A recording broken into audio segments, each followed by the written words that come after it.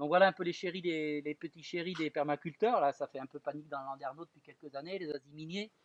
Alors, je vais juste donner quelques informations sur la culture, notamment. Bon, aziminier, c'est pas auto-fertile. Il n'y a pas de mâle et de femelle. Ce sont des pollinisations croisées. Donc, il vous faut deux plants pour avoir une fructification qui s'opère. Également, je conseille vivement de les polliniser à la main parce que c'est pollinisé plus ou moins par les abeilles n'y vont pas. Donc c'est pollinisé, excusez-moi le terme, mais plutôt par les mouches à merde.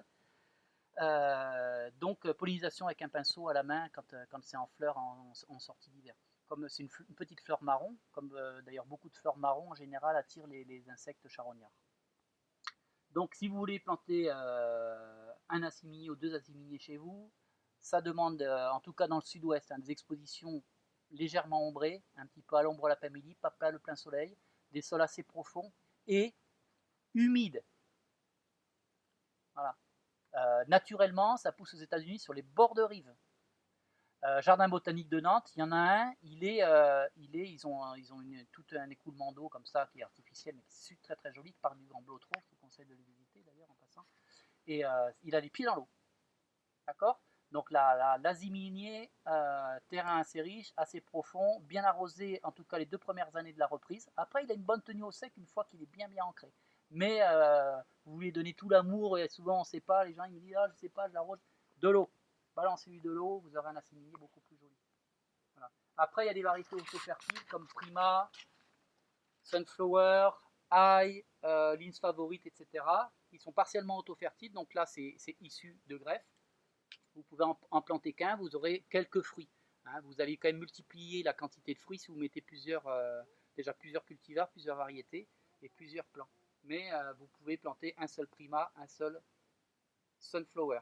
Juste une dernière information, vous pouvez aussi les prendre de semis, c'est beaucoup moins cher parce qu'un assimilier, vous voyez, encore 39 euros, là ils sont à 43 maintenant, la nouvelle série. Bon, bref, c'est une plante qui est quand même relativement chère. Vous pouvez très bien planter deux aziminiers de semis, ils sont à 13 euros.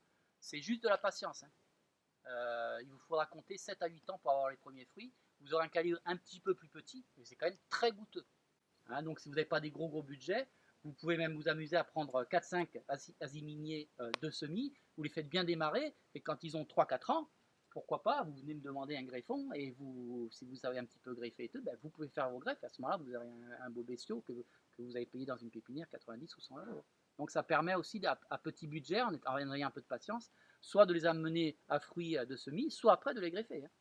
Voilà. Moi, c'est ce que je fais. C'est vendu comme ça, mais ce qui sera un petit peu gros, ça partira à la greffe. Je l'ai fait en anglaise ou en shipbudding, en anglaise au mois d'avril ou en shipbudding un petit peu plus tard, mi-mai. Les taux de réussite sont plutôt bons. Hein. J'ai des collègues qui m'ont dit que c'était une galère à greffer.